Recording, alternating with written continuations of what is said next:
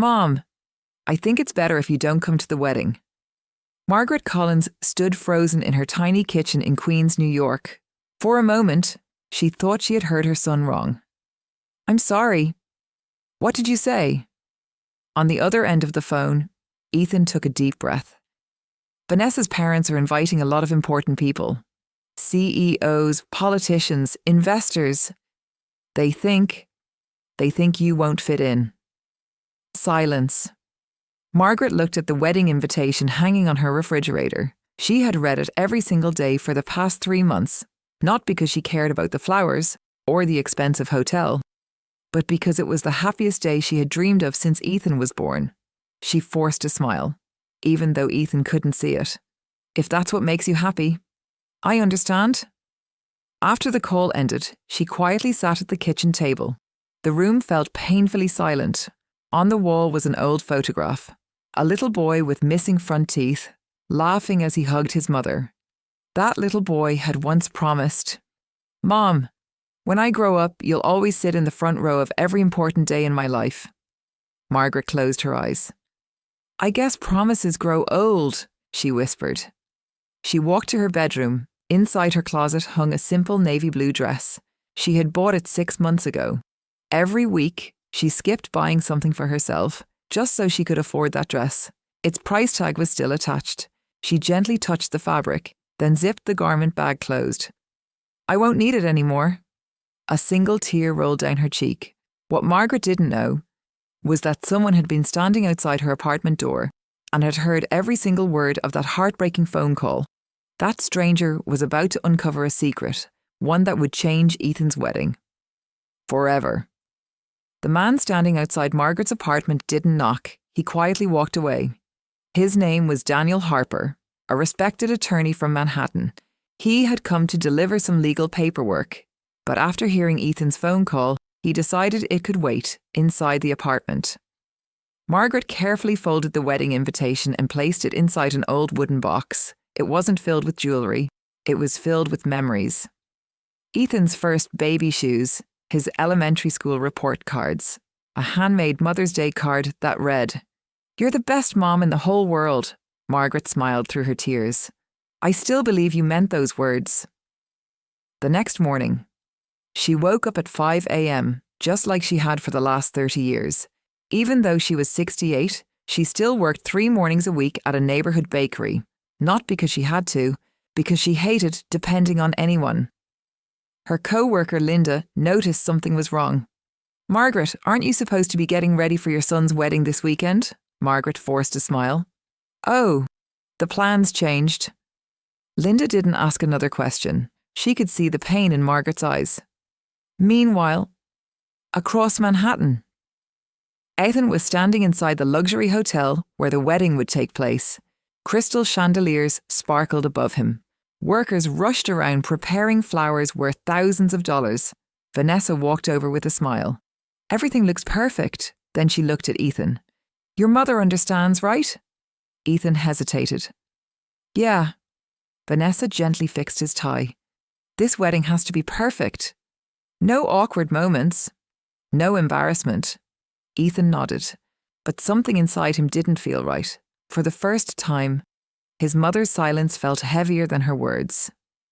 That evening, Daniel Harper opened an old file in his office. Across the front were 6 faded words.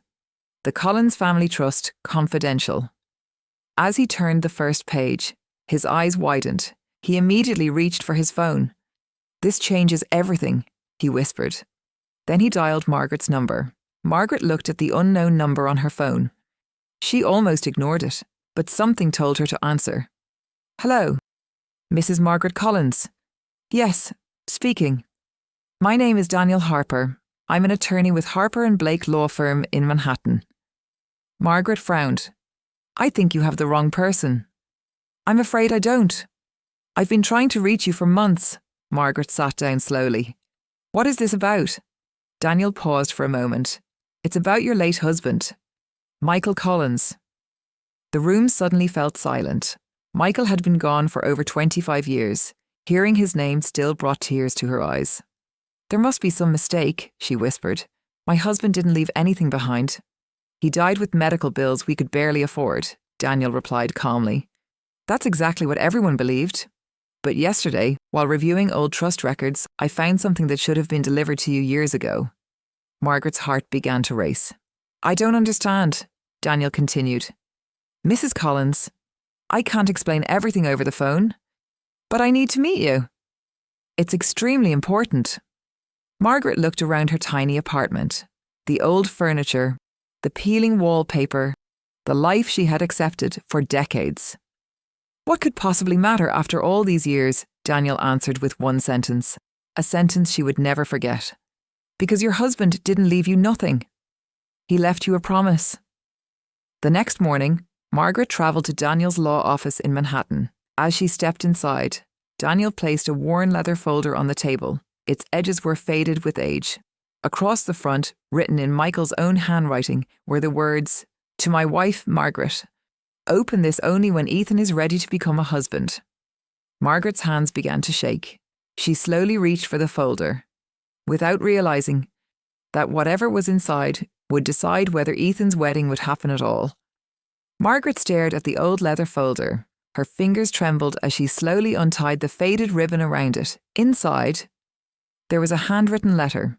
The paper had turned yellow with age. Daniel quietly said, I think your husband wanted you to read this yourself. Margaret unfolded the letter.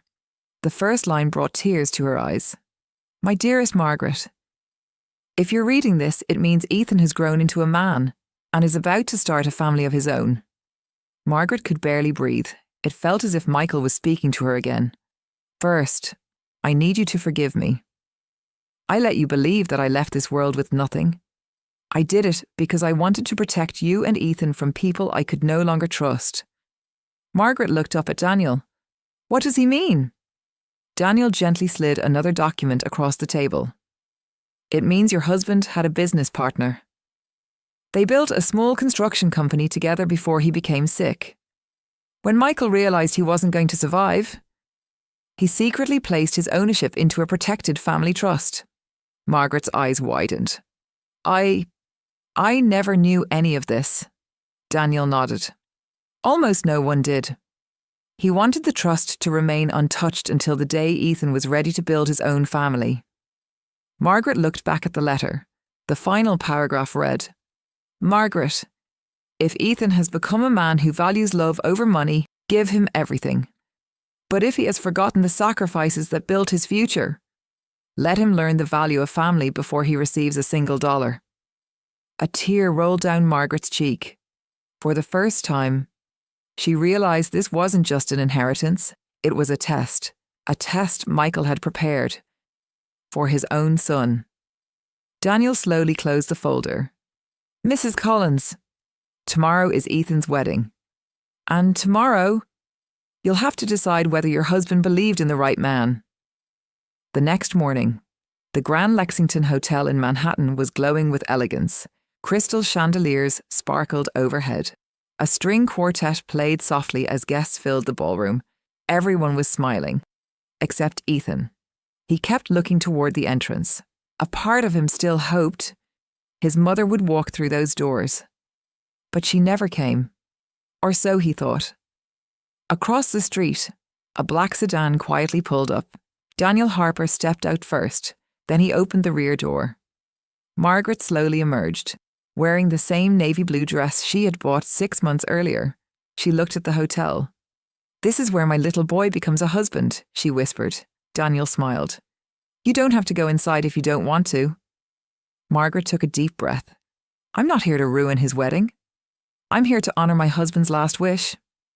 Together, they walked into the hotel. The ceremony had just begun. The minister smiled. If anyone has any lawful reason why these two should not be joined in marriage. Before he could finish, Daniel stepped forward. I do. The entire ballroom turned toward him. Vanessa's father stood up immediately. Excuse me, who are you? Daniel calmly showed his identification. My name is Daniel Harper. I'm the legal executor of the Collins Family Trust. The room fell completely silent. Ethan stared at his mother. Mom, what's going on?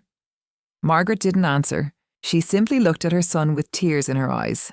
Daniel placed the old leather folder on a table in front of everyone. 25 years ago, Michael Collins left instructions to be opened on this exact day. Vanessa whispered nervously.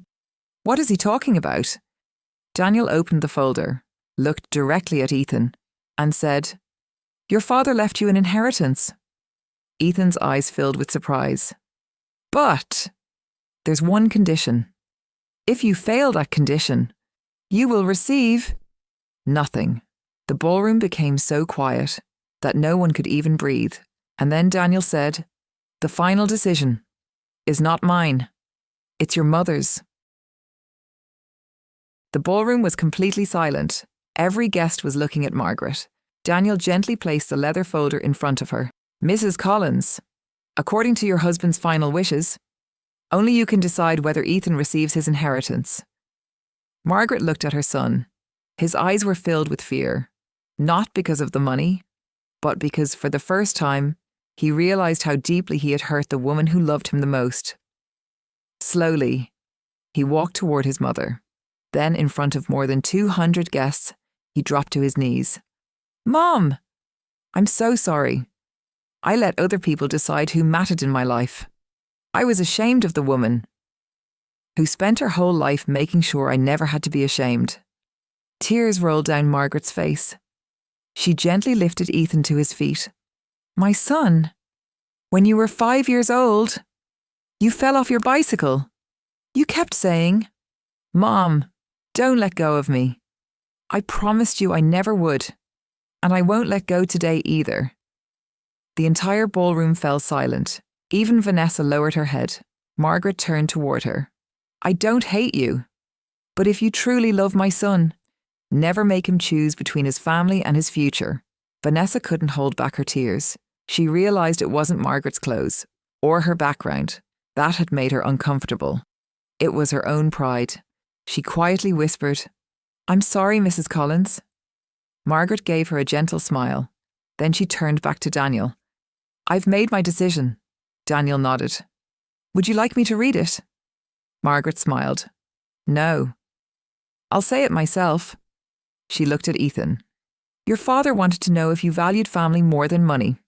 Yesterday, you failed that test. Ethan closed his eyes. He knew he deserved those words. Then Margaret took a step closer. But a parent's love doesn't end with one mistake. It gives you the chance to become a better person. She placed the folder into Ethan's hands. I'm giving you your father's inheritance. Not because you earned it, but because I believe you still have time to become the man he hoped you would be. Ethan broke down in tears and hugged his mother tightly. This time, he wasn't hugging a poor woman from Queens. He was hugging the greatest blessing of his life. The guests stood and applauded. Some were wiping away tears. The wedding continued, but before the ceremony began again, Ethan walked to the front of the ballroom, took the microphone and said, Before I marry the woman I love, I want to thank the woman who taught me how to love. He turned toward Margaret. Mom, will you do me the honour of walking me down the aisle? Margaret covered her mouth as tears filled her eyes. With a trembling smile, she nodded. A few moments later, mother and son walked down the aisle together, not as a wealthy family, not as important people, but as